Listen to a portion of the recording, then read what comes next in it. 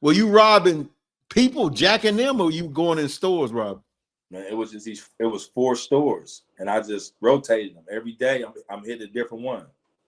Wait a minute, they got to know you coming in there.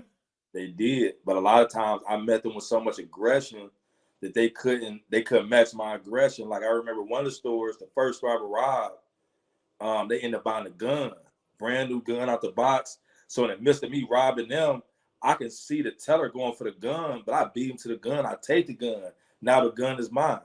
You know, so all these stores, they was trying to prepare themselves for me, but it was a couple of them that kind of like shot it out with me and ran me off. But I was coming with so much brute force that your average person working a corner store ain't ready for that type of aggression. Yeah. So you timed it when nobody was in there? Yeah, I would like sit outside and wait for the store to clear out. I would never want to run there when there was people in there. Right. Wow. And so you said that went on for 3 weeks and then they finally caught you, or? I went on for 3 months. Mental toughness.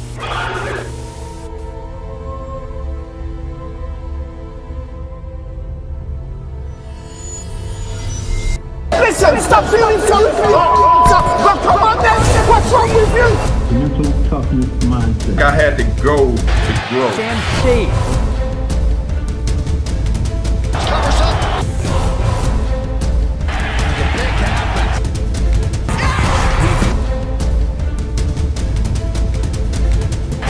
big happens. Martin Luther King.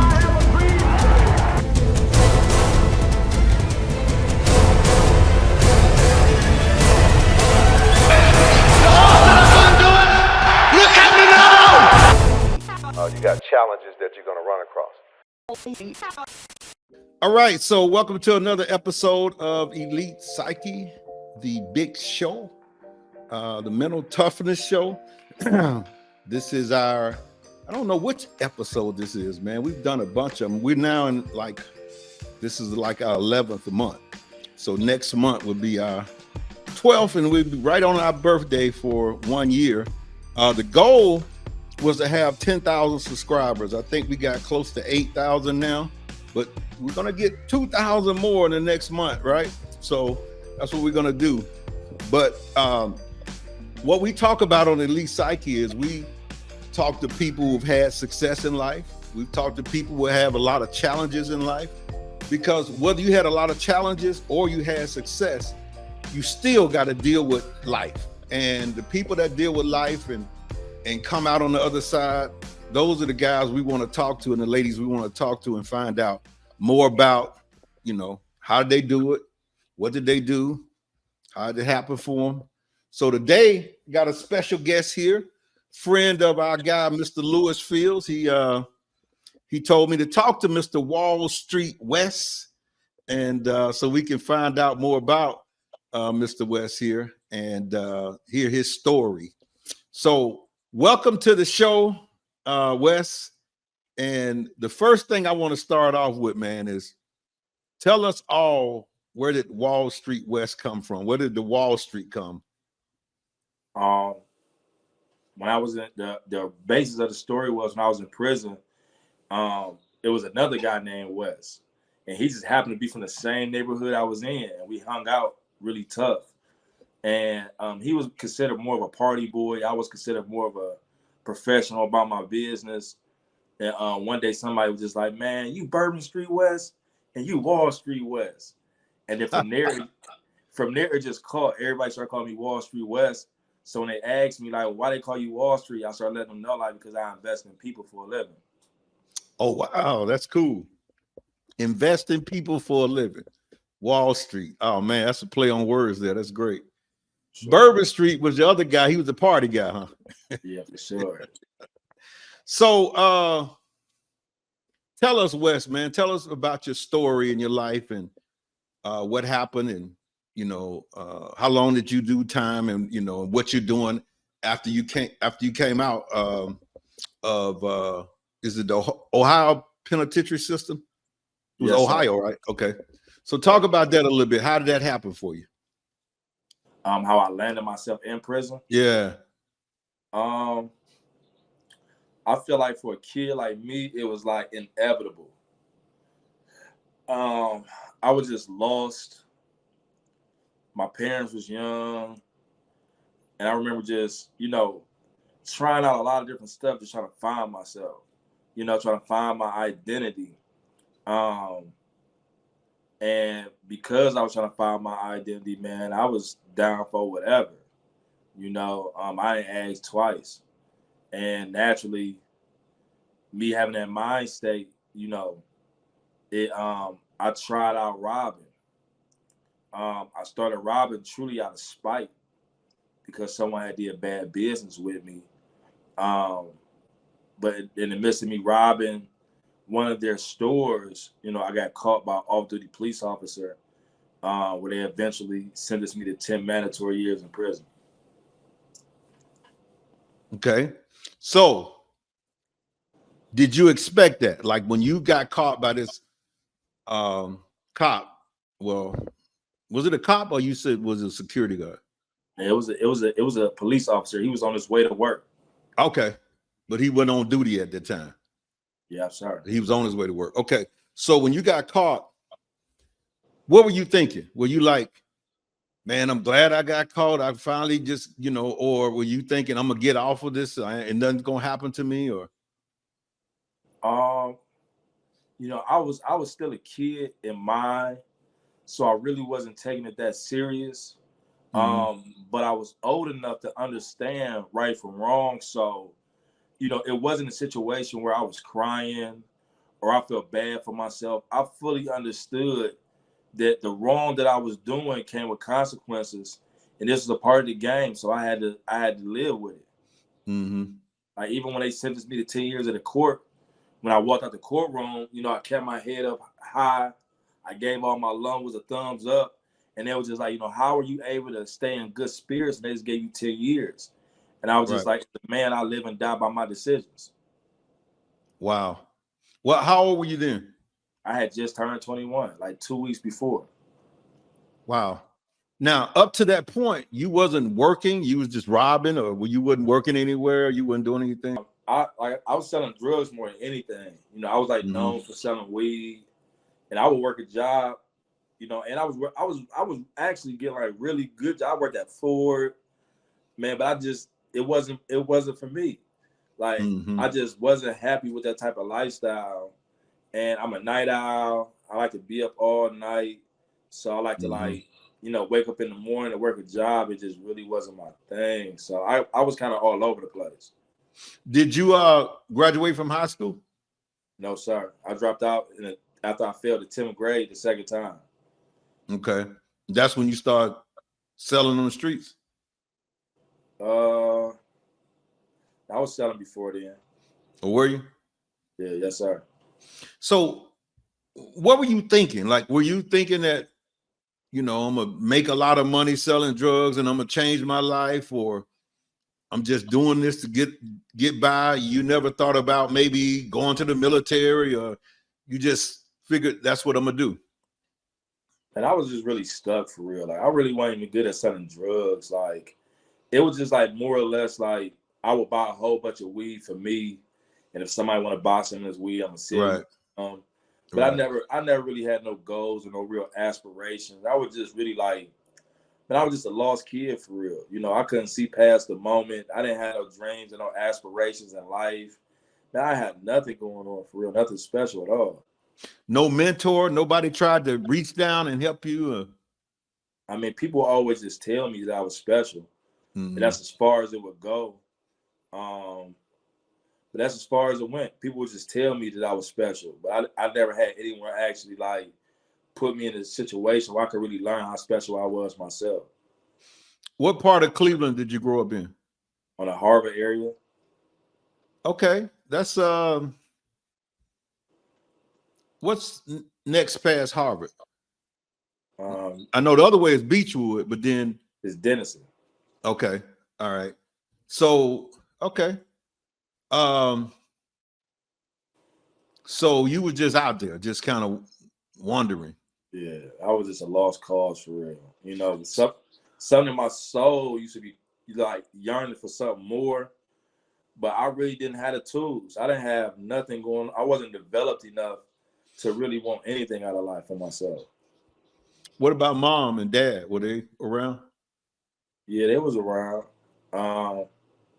I can't always say that I felt the connection with them that I feel like that I really needed to thrive.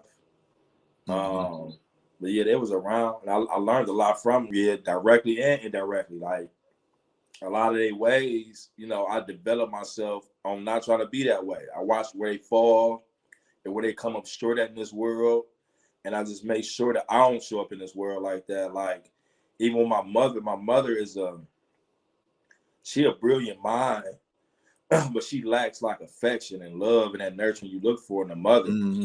And I could connect with her on those ways, but like just trying to like get that nurturing from her, from a mother, that just wasn't easy to do.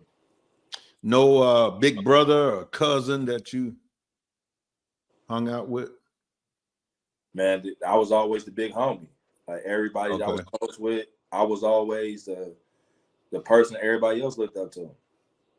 So you kind of was like 50 Cent when he said, ain't no use of me running home. Ain't nobody to run home to. So I got to figure it out right here. Man, I had my sisters. I got 4 sisters who they adore me. So they were able to feed my self-esteem at a young age. But for the most part, you know, I feel like my journey was just already mapped out. Like it's just, even the night I caught my case, I knew I was going to prison, but it was like I felt possessed. I couldn't stop it. Now, was that the first time you robbed and they caught you, or you had been doing that? Yeah, I had robbed for 7 days a week for 3 months straight before I got caught. Every day? Every single day, 7 days a week. Wait a minute, were you robbing people, jacking them, or you going in stores robbing? Man, it was just it was 4 stores, and I just rotated them every day. I'm hitting a different one. Wait a minute, they got to know you coming in there. They did, but a lot of times I met them with so much aggression that they couldn't match my aggression. Like I remember one of the stores, the first store I robbed, they ended up buying a gun, brand new gun out the box. So in the midst of me robbing them, I can see the teller going for the gun, but I beat him to the gun. I take the gun. Now the gun is mine. You know, so all these stores, they was trying to prepare themselves for me, but it was a couple of them that kind of like shot it out with me and ran me off. But I was coming with so much brute force that your average person working a corner store ain't ready for that type of aggression. Yeah. So you timed it when nobody was in there?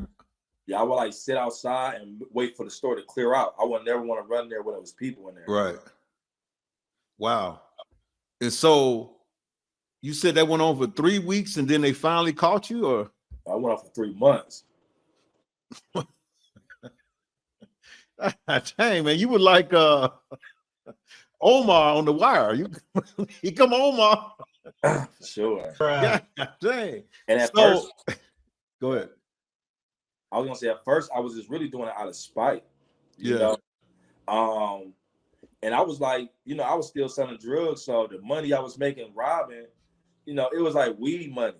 You know, it wasn't, when we was robbing, we was only getting like $50 out the register, $100 out the register. And it's me and my cousin, we splitting down. As long as we had some weed, we cool.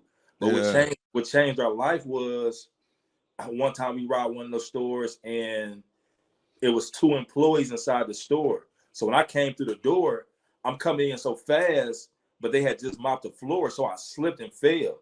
So when I slipped and fell, it gave them enough time to run for the back door. But when they got to the back door, the guy got through the door first and closed the door behind him. And he left the woman out there with me. Oh, so wow. You could see it in her face that she's so upset that he would save his own life. Right. So, you know, I give her my little speech. I'm like, man, give me the money. This ain't your money. You know, don't turn this into no murder. And she was like, man, you want the safe? So I'm like, hey, shit. So she dumped the safe out to me. It's $25,000 in the safe. At 20 years old, I had never seen no money like that in my life. So now it went from me doing it out of spite to now I became addicted to being able to make 25,000 in 60 seconds, 15,000 in 60 seconds. And I became addicted to it for real, just for that rush. Wow. And I wasn't even like stacking the money up. Man, I was taking the money to the projects and just doing good by the people in the projects because they had showed me love and I was an out-of-towner. So all of the money, I would take everybody in the projects to the liquor store, to Turkish Chicken. I would take everybody go-karting. Now, I would just use that robbery money just to bring some type of happiness and joy into the projects. So this was a project in the inner city of Cleveland or something, or was it? I was in Toledo, Ohio. Oh, you had moved there. Okay. Yeah, I had one up there with some cousins of mine and got caught up in that. Okay.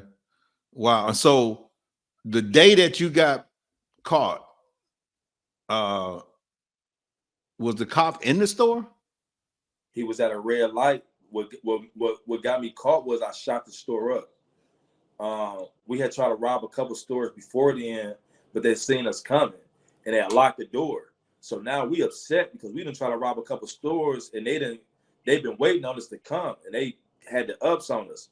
So my cousin on our way to the last store, he was like, you know, man, you gotta let these people know we serious this time, man. Like you gotta shoot this baby up. Right. And I was so young and influential that I became all I could think about was shooting the store up. Like I had stopped even caring about the robbery. I was so young, all I could think about was shooting the store up. So as soon as we get there, that's what I do. I blaze it, because he like, we done robbed it so many times. We gotta let them know that we ain't playing. So because I shot them shots off into the store, the officer heard the gunshots and he was sitting right there so he could see me shooting into the store. So by the time I came out the store, me and my cousin pulling off, damping each other up because we got the money. And the whole time he drew down on y'all. Yeah, he took us on a high-speed chase. We ended up losing him. Oh, wow. On a high-speed chase. But I thought we was free and clear. You know. Oh, so he was in the police car? He was in his regular car. Okay. He was like in a Jeep. But he had the uniform? How did you know he was a cop? Like, I found out after the fact. Oh, you just thought this dude was just chasing you. You didn't know it was a cop. Yeah, I was just like, man, somebody following us, man. So we shaking him. And then later on in my police reports and my motion of discovery, I found out that he was an off-duty officer. Oh, wow. So when he caught you, what happened? I had thought that I had got away. Okay. So when I had pulled off the side street, I seen a whole bunch of police cars flying the other direction, but I thought they was going back to the store. Right. But sure enough, they was coming for me, like 15 police cars just surrounded my truck. And me and my cousin, we just sat there for like 10 minutes. And my cousin was panicking. He was screaming, "It's over. It's over." So I'm thinking to myself, like, shoot, it's just beginning. And he got out the car. They put him in the police car. I sat there a little bit longer before I surrendered. And I seen there wasn't no way out. I seen my back was against the wall. So I got out, you know, and from there, you know, started my journey in prison. What about your cousin? I mean, we both got sentenced to the same amount of time. We both did the time together, and we both came home on the same day. Oh, wow. What about his age? Is he older or younger than you? He's just older than me by like 3 months. Okay. Yeah. So while y'all were in, did he have the same revelation as you? Did he change his thought process like you? Man, not whatsoever, man. Like right now, to this day, he's still stuck like in 2006. Like he's still rocking baggy jeans with the do-rag up under the pro model. What? So that's why I wrote a book on my story. I wrote the book on my life, and it's called Thief on the Cross. Because I always felt like me and my cousin was like those two thieves on the cross in the Bible, you know, and I chose God and he did. Wow. So the first day, not in the county or the city, but the first day you actually walked in prison, what was the biggest shocker for you? I wouldn't say that I was shocked. Really? Like, I was so young that I was excited. Wow. Like when I walked in and seen the atmosphere was just like the projects, man, I was hyped. You know, like I was so young that I wasn't taking it serious for real. Like I put my belongings in my cell and I instantly just fell straight into the mix. Did you know anybody in there? Not whatsoever. Not even myself. Was no fear, anything like that? No, if anything, I was part of one to be feared. Did you get in any fights? Yeah, I almost got murdered my first day there. Really? They put me in a cell with an old white man, and I'm thinking this old white man, you know, is an old white man, and he called himself being generous to me. He was like, man, if you find a tape player, I'll let you listen to this Whitney Houston tape. So I'm like, heck, shit, I need to listen to music. I listen to music in some months. Right. So I'm walking the yard. I'm listening to the tape. So I bump into my cousin. I let him listen to it. I'm like, oh, I'm listening to that Whitney Houston. And he was like, I seen him vibing out. I seen how Whitney Houston was taking him back. I'm like, man, you want this tape? And he like, yeah. I said, I'm gonna give it to you. I said, but what I'm gonna do is I'm gonna let him see me putting it back. So when it come up missing, he'll think it was me. That was my plan for some reason. Right. Right. So I let him see me putting it back. But in midst of me putting it back, I seen he had went to the store. And he had bought a whole bunch of food. And I ain't had no food, and I was hungry. So when he left about the sale, I stole all his food. And when I took the food and I had to go tuck it with my cousin. So when I came back, he looking in my box. And I know he really just looking for his belongings. So I flipped the script on him. I make it seem like he trying to steal from me, which I don't have nothing.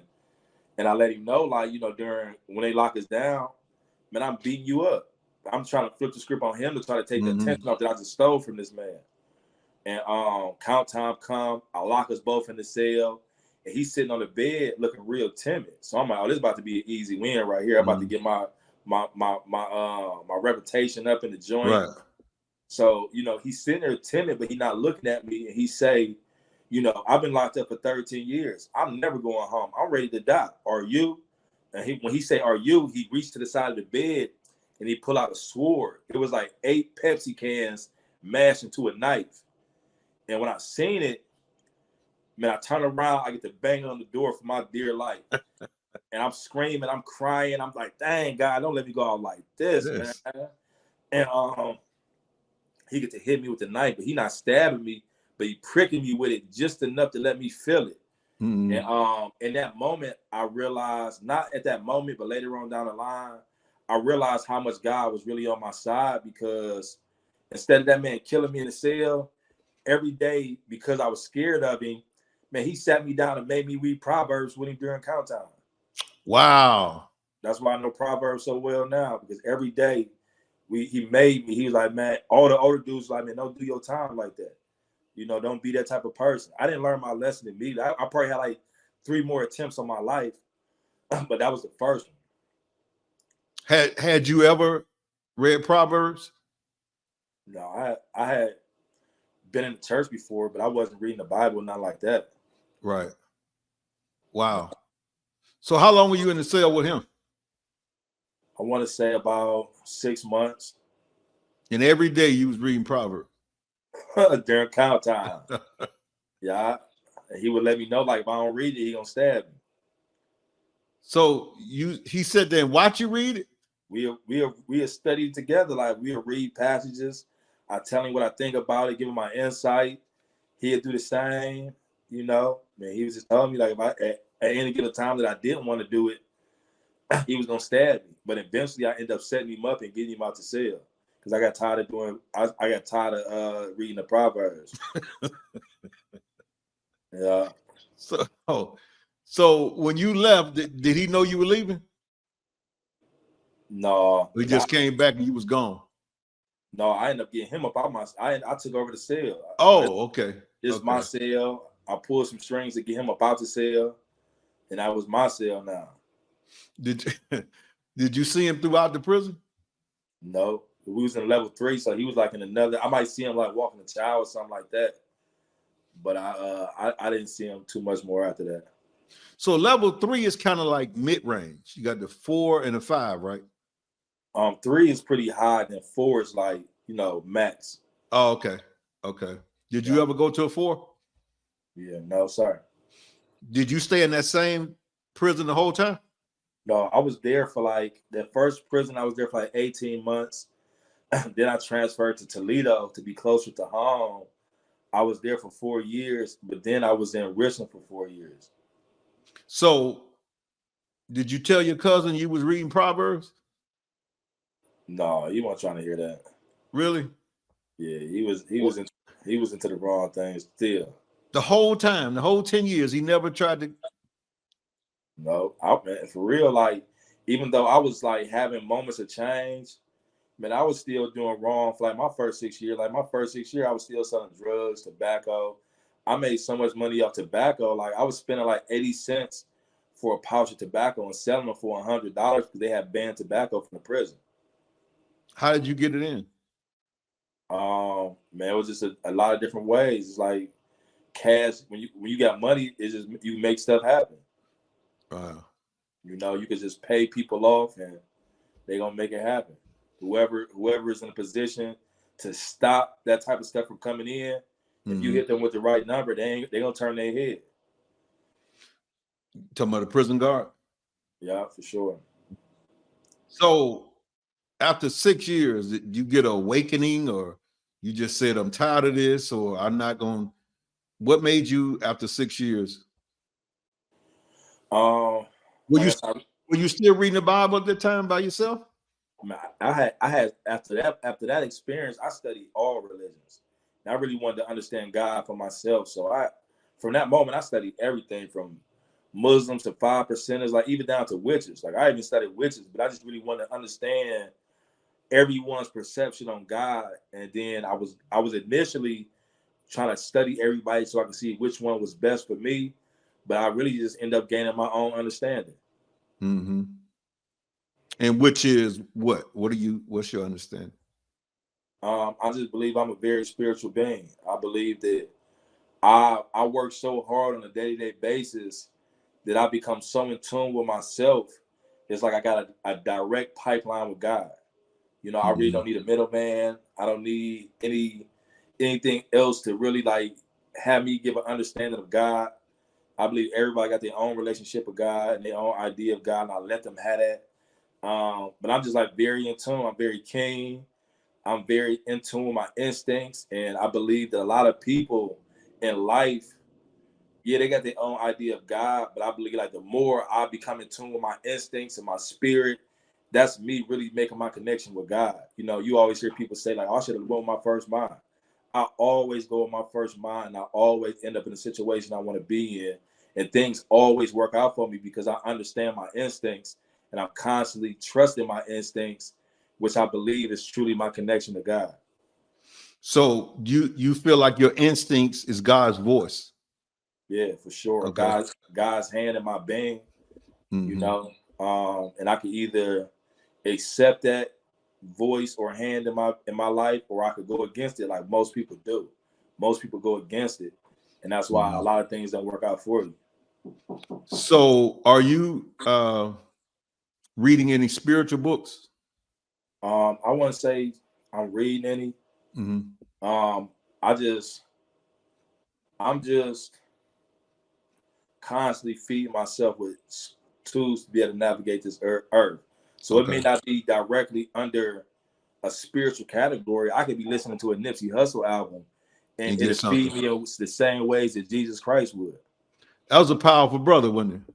Yeah, I hate they took him out, man. Nobody can prove that, but he probably is going to be the next billionaire out the hood. You know what I'm saying? Yeah, for sure. I just don't believe dude just walked up on him for no reason. I mean, he said he was hating on him and all that, but I guess got to believe someone was behind that. Because if you go back and listen to all Nipsey interviews, the brother was bringing some knowledge, man. Yeah, for sure. I agree. Wow. I think one of the things that connects me with Nipsey Hussle so well is, you know, on so many levels, I feel like we the same person. Mm-hmm. Wow. And then I found out that his birthday was probably a couple of days after mine. Oh, wow. Yeah, for sure. How old are you now? I'm 38. 38. Okay. So, is there any other, tell me, besides a spiritual book, give me 2 or 3 of your favorite books that you read in prison or you read now. One of my favorite books, of course, is a book called What Makes the Great Great. Okay. It's by Dennis P.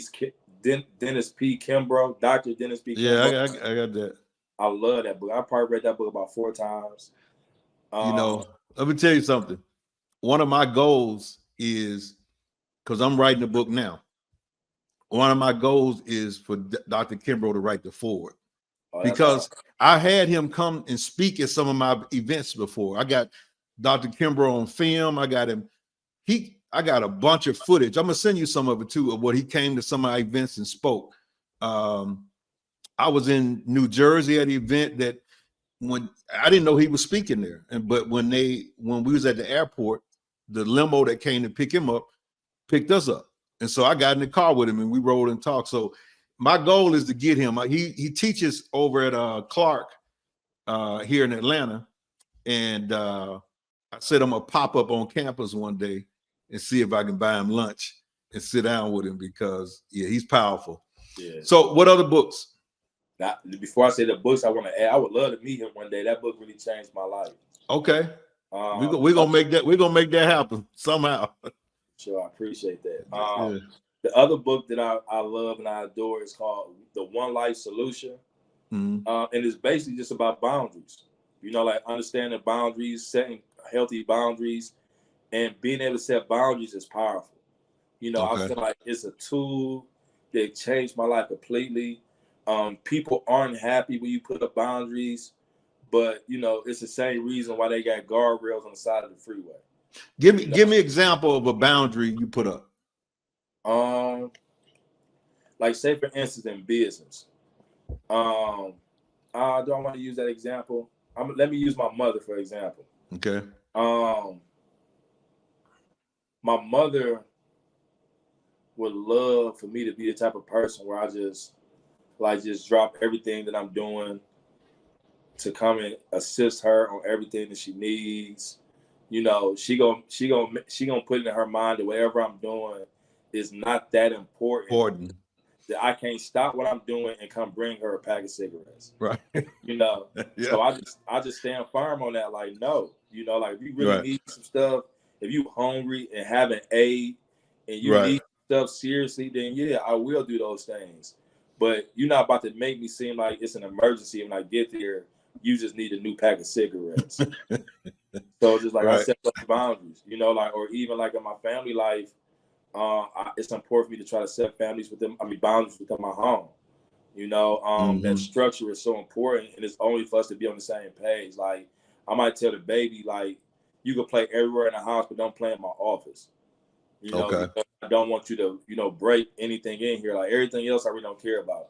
But in this office, you know, this is a no-play zone. What's the name of that book again? It's called The One Life Solution. By who? I'm gonna have to look it up. The book is in my living room. I can get it. One Life Solution. All right, that's two. You got to give me another one now. That's two. Give me a third one. My third powerful book would be I always have a hard time saying his name right. But it would I ain't gonna say that book. I would think that the other powerful book would be the autobiography of Quincy Jones. Wow, I hadn't read that. I always said because I read the autobiography of Miles Davis, which is that thick, and I mean I love that. But I kept saying I was gonna read Quincy. I hadn't read Quincy, and Miles probably did the same. No, I don't think Quincy was Quincy on drugs like Miles. No, he was more into like horns. And more to orchestrating music versus playing music himself. No, I'm talking about partying. Like, you know, Miles was on cocaine, Miles was on heroin. Was Quincy on that? Oh no, they never spoke anything like that in this book. Okay. They said if anything, he was just a workaholic. Like, you know, and he was a womanizer. He was chasing all the women too. So yeah, for sure. He definitely had the honey dips on deck. Just like Miles too. Yeah, but Miles had a cocaine and heroin problem, man. This dude was I know that. Yeah, he broke it 2 or 3 times. Just one time, you know, his dad was a doctor. Miles' dad was a dentist, and he had money. I think upstate New York somewhere had a farm, and Miles would go there, lock himself upstairs in the barn somewhere for 30 days and then just break it. You know what I'm saying? He'd be up there hollering, but he would break that heroin addiction. He'll come back to New York, then he'll go to Paris, he'll play for a while, and years into it, then 2 or 3 years, then he'll get back on it again. But he finally got off of it. You know, a lot of those jazz players back in the day, they were all on that stuff, you know, heavy. Yeah. And I think that's something that most people don't talk about. Like, Right. Everyone wants to be successful. Everyone wants to be powerful, but people really don't know the casualties of being powerful, because whatever bad habits you got and whatever addictions you got are going to become amplified. Yeah. When you become successful, when you start seeing money, like you got any bad habits, those bad habits grow too. Yeah. They get magnified. Yeah. So people don't know that part of success. Yeah. So, all right. So when you changed your mind in prison 6-7 years, did you separate from the group there? Did you start going in the corner somewhere in the library reading, or I mean, because the guys say, man, I know you're gonna come back to doing what you normally do. Well, when I really had the paradigm shift to really, like, you know, redirect my energy, I was in Toledo prison. Toledo is a single man cell, where you in there by yourself. Yourself, right? So I had plenty of self time to reflect. Of course, when I wanted to walk away, the guys that I was doing business with, they took turns trying to urge me to not.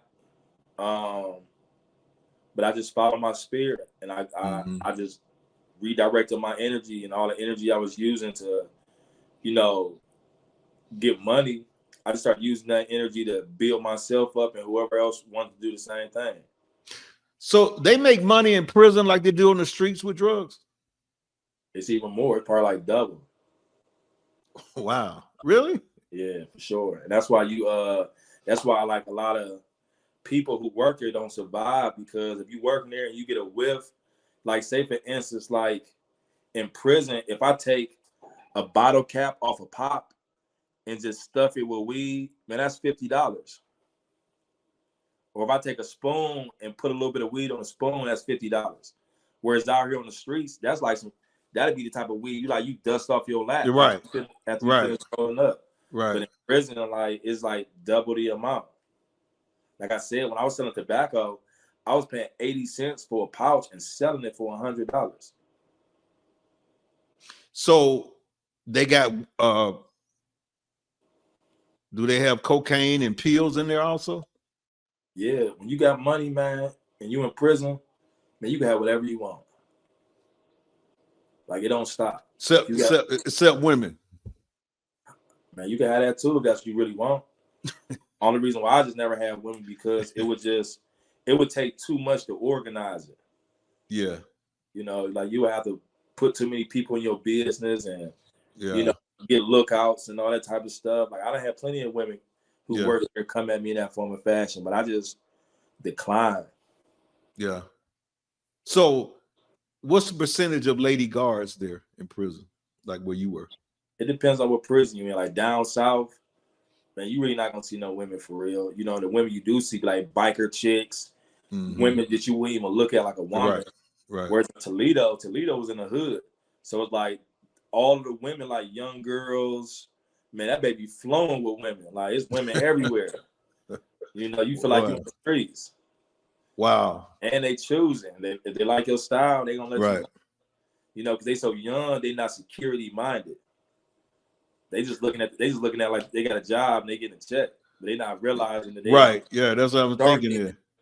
Yeah, they like, you know, in that neighborhood, that's where a lot of people work at, the prison. Yeah, for sure. Yeah. And in Toledo, that baby sit right in the middle of the hood. So everybody on the COs like dudes I knew from the streets. This is a prison in the middle of the hood? Yeah, Toledo. Wow. Yeah. Toledo is about what, 40 minutes from Detroit or something like that? Yeah. Probably like hour and a half from Cleveland. Okay. Wow. So when you went in, you had a date to come out on. It wasn't like you knew that date was coming and they never changed the date. No, it never changed. The only stipulation was that I couldn't get out early. I had to do every day of them 10 years. Because of what? My sentence was mandatory. That the judge was actually trying to give me 26 years. And I went head to head with the judge and the prosecutor by myself. And I put myself in a position to where they gave me 10 years, but they made me do every bit of them 10 years. Wait a minute. When you say head to head, you were in the courtroom talking to the judge and talking to the prosecutor? Yeah. You ain't have no attorney that was, or you didn't want it? They had appointed me a public defender, but he would be in court reading the newspaper, you know, like right before they call my name up to face the judge. He'd just show me a piece of paper with a whole bunch of numbers on it. So I just took the lead. I took Chama. That's my life. I ain't about to get mad at him for not taking my life serious. I take my life serious, so I'm speaking up in court. And they just really trying to get me to take this sentence. But like that 26 years just wasn't sitting well with me. And I just kept on, I expressed that to him. I said, yeah, I know I did wrong. I know that I got to go to prison. I can't get around that. I said, yes, I need to get some education about myself. Yes, I need to figure out what I did wrong. I said, but I'm not doing no 26 years. I don't deserve that. And that was my fight. That was my case. And I was like, man, I'm not doing 26 years. And it got me to a point where, you know, they was like coming to get me early in the morning, just my public defender and the judge by themselves. It would be nobody in the courtroom. It'd be early in the morning, and they would just beg me to take this case. And I'm like, nope. I was like, man, this public defender ain't came to see me one time. He don't know whether I'm innocent. He don't know whether I'm just a young black boy being railroaded. He don't know nothing about the situation. And you expect me to trust this man's counsel? So the judge was just like, man, go see him. You know, so I'm dragging this thing out. So when I got a chance to sit down with the lawyer one-on-one, I poured my heart out to him. And I let him know the same thing. Like, man, I don't deserve all that. Like, yeah, I did wrong, and I admit to that. I said, but I don't deserve all that. I'm going to educate myself, and I'm going to do right and learn how to be a better person. But I don't feel like I deserve it, and I feel like you ain't fighting for me for real. And from that conversation, instead of him reading the funny pages, now he in there reading law books. He making side notes with the prosecutor, and now they both working together to try to give me the best deal. They let me know, like, hey, because you got caught with a gun, you can't go home. You going to jail for sure. But we gave the judge a 10-year cap where she can't give you nothing over 10 years. And she just gave me all of those 10 years. So you had to step to him to get him to, you know, so that means a lot of guys just get railroaded. They just take whatever. My cousin was like that, the one who was on the case. He was just taking whatever. I'm like, no, we ain't taking whatever, bro. I'm trying to tell him, like, no, we ain't about to. They even like split us up to try to like conquer and divide us. But I was just like, no, we ain't settling for that. Wow. Man. It just felt wrong. Like, yeah. I knew I was wrong, but give me 26 years, I'll still be in prison right now. Yeah. And it's probably a lot of people in prison right now for that. Yeah, for sure. It is. Wow. Man. So, all right. So you get out after 10 years. What year was that? 2016. All right. So when you come out, what do you do? What did you start? Did you get your GED? Yeah, I actually like snuck and got my GED in prison. Like my lawyer had lied to me. My lawyer told me that if I stay out of trouble, that he could come and get me out after 6 years. This was before I really recognized that my time was mandatory. But he really just said that to get me to go ahead and cop to those 10 years. So I'm thinking like, bet I'm about to do 6 years. That's cool. So I'm like trying to get my GED because I need this GED to better get out early, I'm thinking. So I'm telling the prison every day I'm trying to sign up for my GED. And the way they do it is whoever closer to going home, that's who they get a GED to. And I had 10 years. So I was nowhere near in the realm to go to school. So what I did was I just started showing up to school every day. Then I started showing up to the GED classes, but I was taking it serious. Everybody was in there playing, shooting dice. I'm in the corner just studying. And when it came time for the GED test, out of 40 people, I was the only person to pass. So wait a minute. You were in the class, but you wasn't registered for the class. Yeah. Nobody ever said anything like, so you just said it. By the time they realized it was too late. I already got the GED. And that was from sitting there listening, taking notes, taking it serious, and the rest of them flunked. But I was just driven because I was convinced that that I was going to get me home early, you know. But then shortly after, I felt like I found out that my time was mandatory. I didn't really find out my time was mandatory. I had been locked up like 4 years before I realized that. Wow. My lawyer had gave me false information. But me getting that GED, I felt like it was my first sense of accomplishment in life. It was like the first time I really put my brain towards something and did something constructive. So it created the hunger within me to keep on wanting to feel that feeling of accomplishment. Yeah. Wow. All right. So you home after 10 years. What was your plans? Because are you considered a felon now? Yeah, for sure. I'm gonna be a felon my whole life.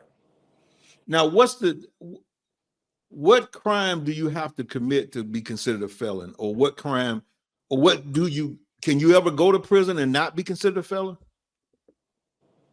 I'm on a misdemeanor, yeah. If you catch a misdemeanor, then it's just that, a misdemeanor. But you get any type of felony charges. A felony charge is when you do something to a certain degree. You know, if I snatch something out your hand and take it, then you will get a misdemeanor. But if I hold a gun to you and take it, that's a whole nother charge. And so that's messed up, because when you come out, I was listening to I interviewed the lady that Ms. Mabry that Lewis actually also had me talk with, and Ms. Mabry was saying that they were creating clothes and tags and things in the prison that they became experts at, but they were only paying them 32 cents an hour or something like that. And she said when they got out, or the people got out, they couldn't even go to that same company, even though they was an expert at doing it, because they were a felon. They couldn't even go to the company that they was making the clothes for, or making the flags for. Like she said, they was making flags or doing what other kind of work that they became good at. And when they got out, because they're a felon, the company couldn't hire them. So I'm thinking, so what they're doing is pretty much trying to get you to come back in. Because if you get out and you can't get a job because you're a felon, 9 times out of 10, you're going to be right back in there because you're going to be doing something else. Is that your thought process? What you're speaking on is something called collateral sanctions. I was introduced to collateral sanctions by Mr. Fred Ward, and most people don't know that anybody with a felony conviction, they face collateral sanctions. And what a collateral sanction is, it goes all the way back to the medieval days, and you are like exiled from being considered a human being. Like once you have a felony conviction, by law, you aren't considered a human being. So you don't have human rights. People don't have to treat you the same way that they treat everybody else. Like this is by law. So you can't, if a person don't want to let you live there, if they don't want you to work there, man, they got every right not to do it. But the collateral sanctions was really set in place for, like, say if somebody got a child molestation charge, they don't want you working in those schools and no daycare. So that's why it was set in place. But the government just ran wild with it. And once you face a felony conviction, you are now subject to something called civil death. Whereas you're not considered a human being no more. So it's not no real issue that, people ain't about to open up they work establishments for you or their homes. And it's in the law, so you can't get around it. Nobody's trying to fight that and change the law. No politician, no. Yeah, there's an organization here in Ohio called Build on Freedom Ohio, and they fight really hard. Like they are thousands of people strong. Like all of the felons from Ohio, we come together. We go sit down with legislation, but it's over like hundreds and thousands of collateral sanctions. So we got to pick through all of that stuff. It's a long battle. Wow. Okay, so you get out. What did you do? What the first thing, the first month or two? How did you start making money? I mean, I really didn't. When I came home, man, I ain't had a plan whatsoever. Like not even close. I know everybody always tell you like, when you come home from prison, you better have a plan. Yeah. I didn't have a plan, but what I did was belief in myself. I believed in myself to the extreme to where I knew whatever I was gonna do, I was gonna be cool, you know, because I had just proven myself too many times. So in my first month home, it was just so many people just giving me money. Okay. You know, Which everybody I'm sure your plan, I mean, this is not a plan, but I'm sure in your mind you was thinking, I don't care whatever happened, I'm not gonna do wrong again. That's what your plan was probably like. I'm not coming back in here. Yeah, for sure. So whatever, how long it take to get money, whatever it takes, I'm just not coming back in here. You won't get me back in here again. And Yeah. I just never been the type of person who's concerned about money. By me being somebody that's lived in poverty my whole life, I figured out how to navigate this world without money. You know, I figured out how to make things happen and make things manifest, man, without having no money for real. So it's just like my mind state was never and still ain't like money, money, money, money, money. You know, it's just like, you know, I'm just a resourceful person. I can just really make things happen beyond having money. Money make a lot happen, but I can make it happen without money. Yeah. So when I first came home, everybody was so happy I was home that everybody was just giving money to me. People had money put up that they were saving for me for my return. And when I first came home, I just allowed myself to take it all in. You know, allow myself to really be present and allow myself to enjoy the reward of all I overcame. And, you know, I spent my first couple months just trying to figure out my own style. Like I was trying to figure out how I wanted to dress. You know, that was probably the most major thing on my mind was trying to figure out, you know, as a 31-year-old man at the time, I'm like, what's my style? You know, how do I want to dress? And that was like probably my biggest thing on my mind. So you went in 2006, came out of 2016. Well, you were familiar with cell phones, so that wasn't. What was different? Well, I guess Instagram and Facebook, social media was not. That was new to you, right? I mean, even before I went to prison, I really wasn't dealing with cell phones. Like I really wasn't hip to them before I went to prison. Like, okay, it had been a couple of times where I had like some minute phones, like the phone you bought a minute, you put it on there. But I was in the streets, you know, and I feel like cell phones is like rich people stuff. Like, you know, you see rich people with cell phones. But even if I went to prison, man, I didn't know nothing about. I've never been like a technology-driven type of person. You know, I got a partner of mine right now who got in trouble with some tax stuff. You know, I don't know exactly what he was doing, but he got probably three years or something like that. But he calls me every other day on a cell phone that he got in prison.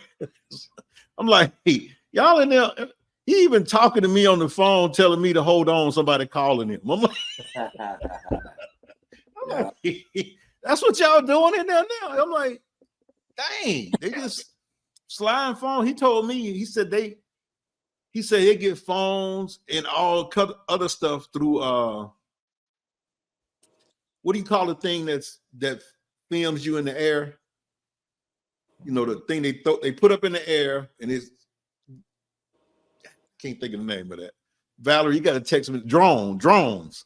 So they got drones that fly into the prison yard and they drop down the phones and the drugs. Just, you know, because the drones is what's flying in the air that's filming, you know, like that's how you get those nice shots in the air. And they kind of like a little, you know, I used to have planes, that little toy planes used to fly in the air. So the drones are like that. And so they would put the phones in there and drop them in the yard. He said, sometimes they get caught, sometimes they don't, but the prison guards don't see it. I'm like, oh, wow, this is insane. In prison, man, you can have anything you want for real. If you got you got that type of mentality. Wow. So what are you doing now, man? How do you, did you make amends to anybody that you felt like you needed to talk to? Or you did? Sure, a lot of people, for real. I'm still making amends with people. And that was something that I did from the bottom of my heart. Because I was able to realize, you know, the people I affected, not just within me, like committing crimes, but like my loved ones, or even after I came home, You know, I had to make a lot of amends. Because when I came home, I was like, I had so much bottled up frustration that I was violent. You know, When I you was came violent. home? Yeah, for sure. Really? But I didn't know that, you know, all those years of me biting my tongue with COs and me having to humble myself. And when I came home, all of that was bottled up. Man, that, I mean, you were taking a chance then on going back because you could do some harm to somebody if it's, you know. And I did. You know, I did go back for 6 months for doing harm to somebody. But I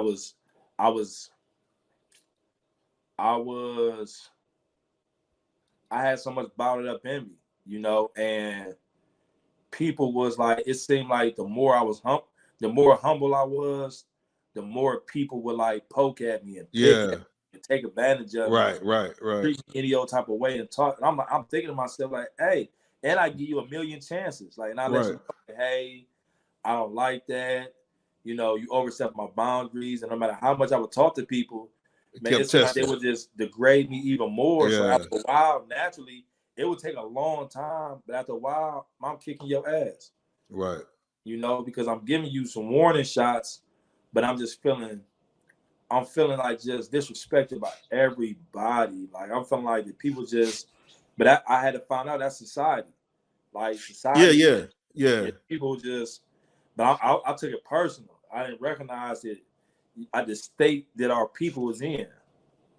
Yeah, one thing is people don't like change and people are jealous too. So when you came out, they probably saw you as a different person. You had changed, you're not like that. And a lot of people do that. They just try to instigate something so you can go back. It's like they don't want to see you grow and move like that. So that could have been what some of them were doing, is like, you know, we can't, you know, let's see if he really what he is, you know. And I don't think it was really that. Okay. I think that you know, my morals and values just don't line up with a lot of people. So it puts me at odds with a lot of people, like especially like family members and things of that nature. And while I was on this path to becoming a better person, for a lot of people, man, life was knocking them down. You know, so it developed a mind state for them. Where they might just naturally be a negative person. They might naturally be pessimistic now. They might have a lot of bad habits. You know what? That's a point. That's what Miss Mabry said. She was in 27 years. She said when she got out, she realized it was more people in prison outside than it was in, because they were in prison themselves. That's what people really don't know is like, when you come off from prison, you got a small percentage of men who feel like they're gonna keep on doing the same stuff over and over. But for a large percentage of men that's in prison, it really has a major effect on your mind. So when you come home, you really trying to do the right thing, but what's a stumbling block for everybody is not what everybody think. It's really society that really puts a man back in prison. Because when you become enlightened and you become a morally person, and then you come back onto a world where people aren't morally sound, right? It creates a lot of friction. It creates a lot of schism. And my biggest problems come from my rehabilitation working against me. I've taken the time out to educate myself for millions of hours on a certain topic. So then when I try to sit down with somebody and really help them, because I'm very expert at that topic, they're gonna write me off like I'm just a jail nigga, I'm institutionalized. But this is valuable information I'm trying to share with you. Or like my mother be like, oh, Wes, you just long-winded. So I'm just like, man, I'm just trying to get I'm telling you about it. So it's like everything that I built up to be a better citizen for society, it worked against me. And people try to make me feel like that I'm tripping or I'm institutionalized because I carry myself to a standard. It's almost becoming more knowledgeable is almost it's a blessing and a curse, because you don't have a lot of people that have the knowledge that you have. Like like you said, you became an expert in prison because you had that time to read, reread, go over stuff. And you know, like Lewis said, he said the words on the page became his TV show. The words on the page became his videos that people watch, because that was just him, the book, and the sale. And so what he was taking in, he really was taking it in because it was nothing else. Like when you get out, you got all these other things coming at you. So you got to make time to read. You got to force yourself. But during that time, that's how you became an expert on it. And all you was trying to do is get that knowledge out. And people who are not, they're not, it's almost a blessing for some people not to be that way, because, you know, when you get enlightened like you have, sometimes it's frustrating. It's you know what I'm saying? Always frustrating. Yeah. It's always, and like within me studying like the diagnosis of people coming home from prison, all of the diagnoses are really things that happen when you become enlightened.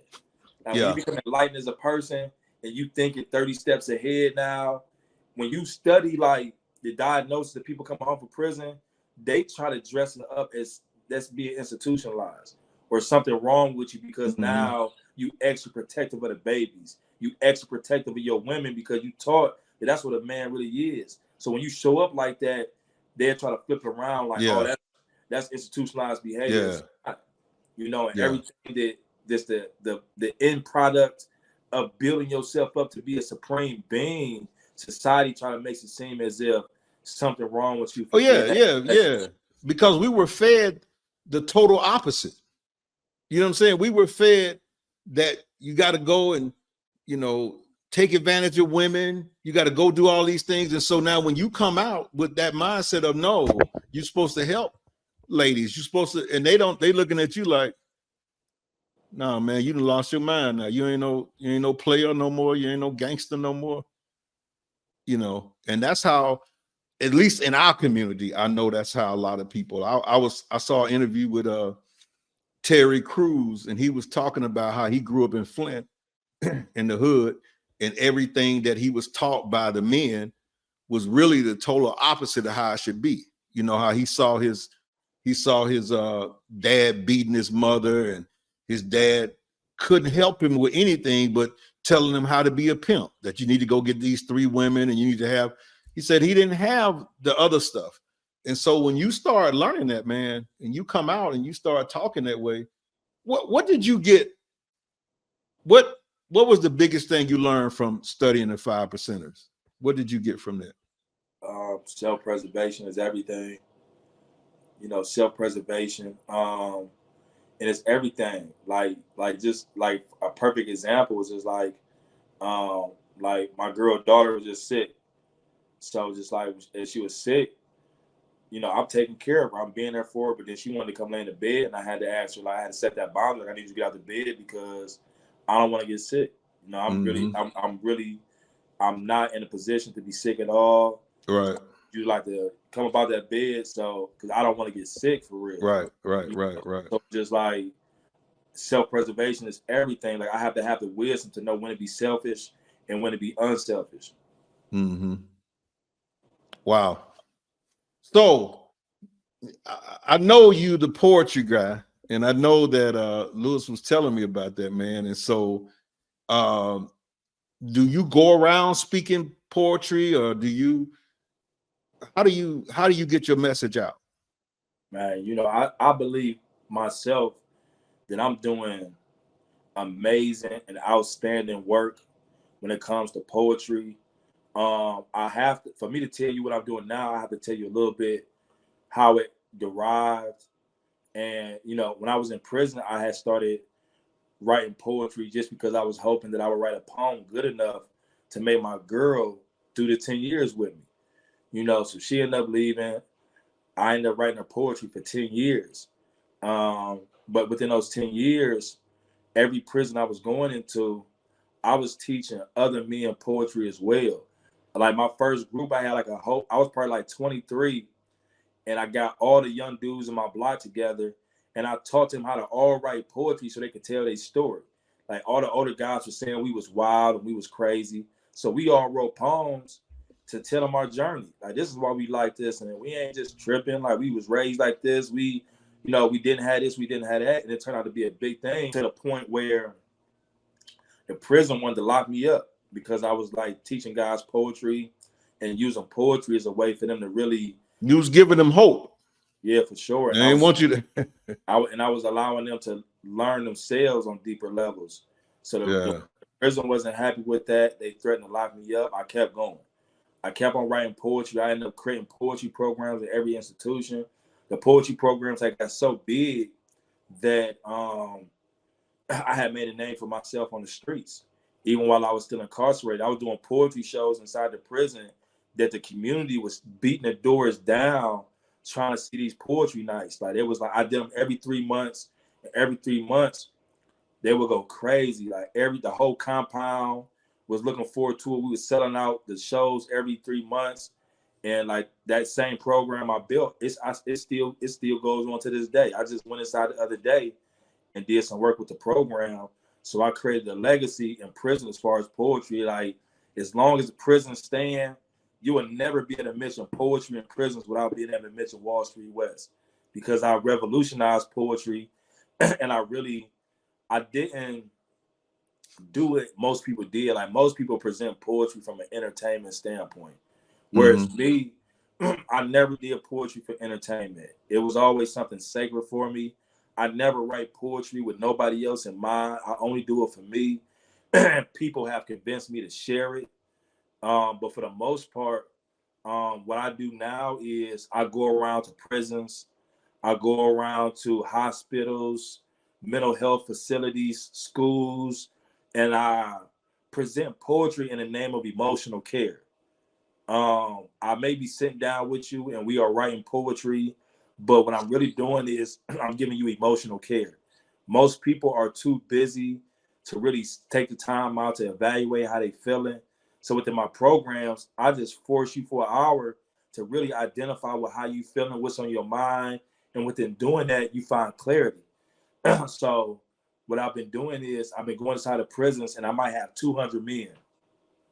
We'll all put our heads together. We'll all come up with whatever topic is on their heart, whatever's on their mind. We'll come up with a title, and we'll all write a group poem together. Like one poem, but it's written by 200 men. So I've done 10 of those poems. So here in the next couple of months, what I'm going to do is I'm going to do a silent auction for these poems. Like, anybody who do philanthropy, who care about criminal justice or people in that field, I'm gonna do a big auction for these original pieces. Wow. So now when they come together and you say they all thinking about what's on their mind, are you saying that you looking at it as a whole and you pick one topic based on what the 200 men counter was saying, or do you pick one topic out of the 200 and say we're gonna roll with this? So usually how I start the process off is that everybody start blurting stuff out, and I allow my spiritual filter to see what hit me. And people just be talking, and when something hit me, I let them know that hit me. And then I ask the whole crowd, like, did that hit y'all too? And they're like, yeah. Okay. Like the first one I wrote, they was like, man, we should do something along the lines of Dear Family. So that was like, y'all want that to be the title? Then everybody was like, yeah. So now our title is Dear Family. So with every line, people just blurting stuff out, and whatever catch, I asked everybody, like, I think this line's gonna go real good for our next line. Do everybody agree, or do y'all feel like we need to try better? And that's most times, everybody, that's the line. Or let's twist it, let's say it like this instead. But every line is really their raw thoughts. And I let them know, like, don't be trying to write a poem. Tell me how you really feeling right now, right here, and we're going to take those real feelings and put them in a poem. But don't get so caught up in trying to rhyme the poem. I'm going to work on the rhyming part. All I want y'all to do is just tell me what's really on your mind under this topic. Wow. Like, the other day, I went into Richland Correctional, and it was a different type of environment where not only did I have 30 guys, but their family was there too. And so we all sitting there with their family. So collectively, we wrote a poem about that moment. And we wrote a poem about how the families, even though they enjoying themselves, they dread and have to leave them behind. They was talking about how the whole situation was an emotional war, the fears that's happening in that moment. But we wrote a poem, and it was just basically talking about, the conversation was how them being in prison affects their families as well. You know, how they all going through that experience. And the families was like, no matter what they going through, we going through them with them. So the name of the poem was called All in One, and One is All.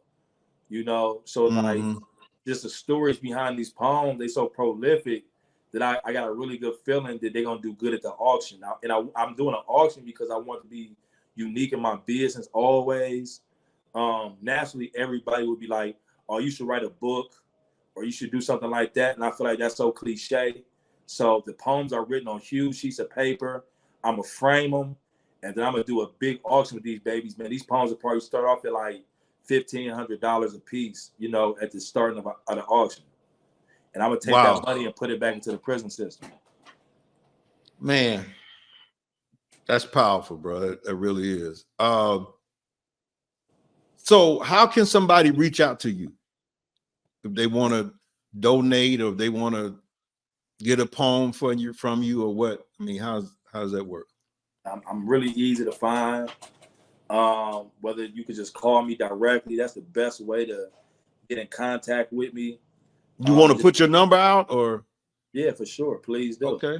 All right. Well, give it to us now. We'll make sure we put it on the screen. Yeah, my phone number is 216-290-9637. And that's really, I could tell y'all a whole bunch of other ways to contact me, but that's the best way. I'm not always checking my emails. I'm not always on social media. And they probably need to send a text too, because I'm sure you're only picking up every call, but if they send a text and say, no, I'll pick up every call for sure. Oh, do you? Okay. I get so many robocalls, man. I can't answer all them doggone calls, man. But if anything, only call I ignore is probably like my mom trying to get me to come groom a dog or something. I might spin her. All right. So if you had, you got the camera, you got the mic, and you want to say something to a brother or some family member or somebody that you know probably going through what you went through earlier, what would you say to that person? Or what would you say even when you go into the prisons now? What are you saying to these guys? What do you think the message is that people need to hear, especially in our community, in our neighborhoods? There won't be any joy on the journey, only when you arrive. And there is only sadness when you suffer. But when you survive, to survive is when you find your reason for being alive. So if you can just hold on, instead of pleading to die, it will be so pleasing to find that your story is not over. Though your story feels knocked over like October, we must remember that when we fall, it's only a season. And eventually that season will become something that you will save. Yet ask Ruel Sailor how it feels to triumph. It is guaranteed that at some point this life will try us, only to show us who we really are, like, hi us.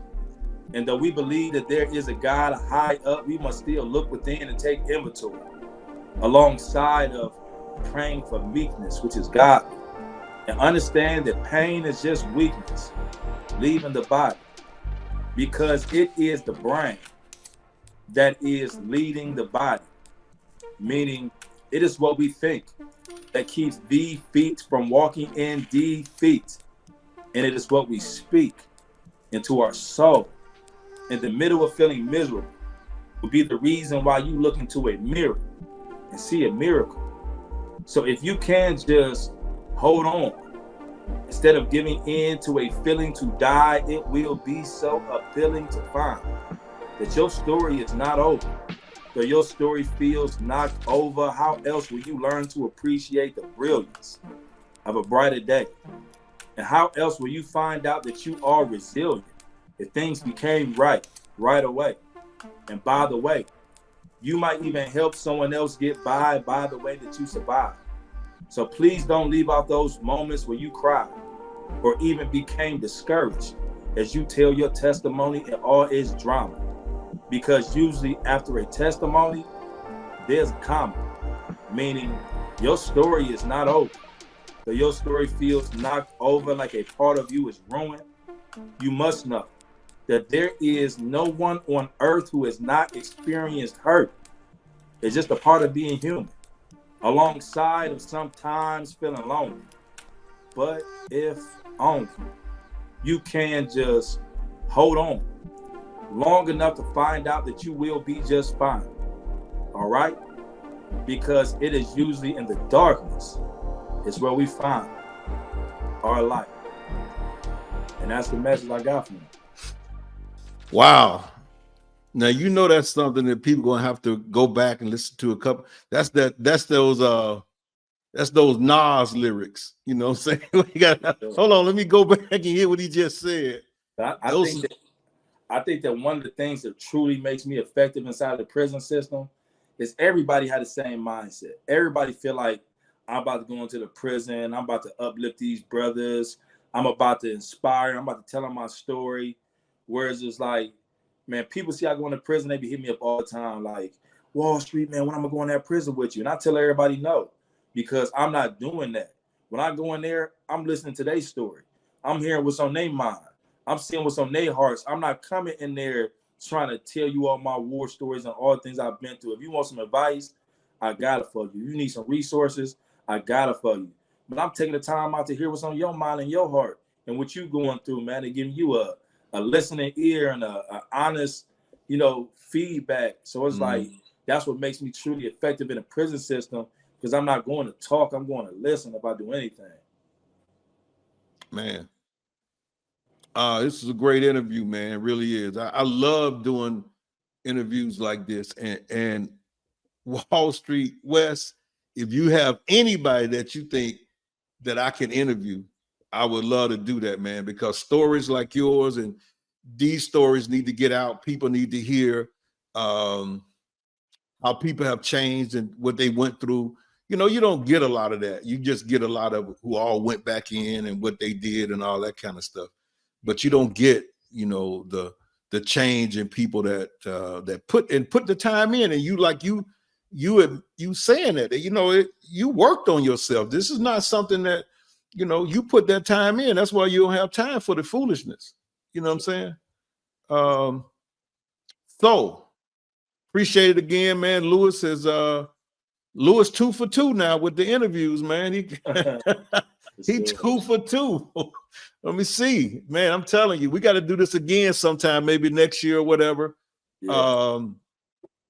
And definitely when I come up to Cleveland, man, maybe I'll holler at you, man. Me and Lou.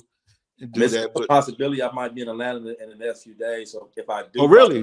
Do that. I'll hit you up for sure. Yeah, do that for real, man. Do it. And I love how you said, what you say? You said if Lewis sent you, I don't need to hear nothing else. You sound like you. So what did you say? You like Lewis is a friend of mine. There you go. So again, before we end, how did you meet? You and Lewis. Me and Lewis met at a community gathering. It's a gathering. It's founded by a guy named Walter Patton. He has a group called Ghetto Therapy, where how the stigma of Black people not want to go to a therapist. The community come together and we be our own therapists, but then the therapists come down into the ghettos and assist us. So I was at one of those meetings, and so I had already, been hearing about Lewis Fields. I heard his name a few times, but I was in a situation where the parole board wouldn't let me off parole. I ended up being on parole for like 6.5 years. And they blatantly bullying me and keeping me on parole. So I'm searching high and low for help. And I remember bumping into Lewis Fields and asking him, because he helped me and assist me in a situation. But within him putting forth the footwork to try to figure out how he can help me, they eventually let me on parole. So that was our first encounter ever. It's me asking him, did he have any resources to be able to combat the parole board? Wow. Man, That's called, what do we call that? Serendipity, where you were supposed to meet and then it just happened. Yeah, It wasn't planned, but it just happened. Yeah, and Lou is just a great man. He is. He's the epitome of a man, and he's just somebody I truly trust, and I'm honored to say I know him. Yeah, man, I am too. So he's another example of, I try to explain to everybody. Everybody feel like that everybody who come home from prison is messed up. Everybody who come home from prison has mental health issues, which the reality of it is that you got a large percentage of men like myself and Lewis Fields who come out supreme. Yeah. Like, I've been through trauma, but I'm not traumatized. Like, going through prison only showed me how superior I am and showed me how I'm strong enough to beat all the odds. Yeah. You did it, man. All right, Wall Street West, man. This has been another episode, and I appreciate you, man, for coming on Elite Psyche. And anybody watching, man, make sure you subscribe.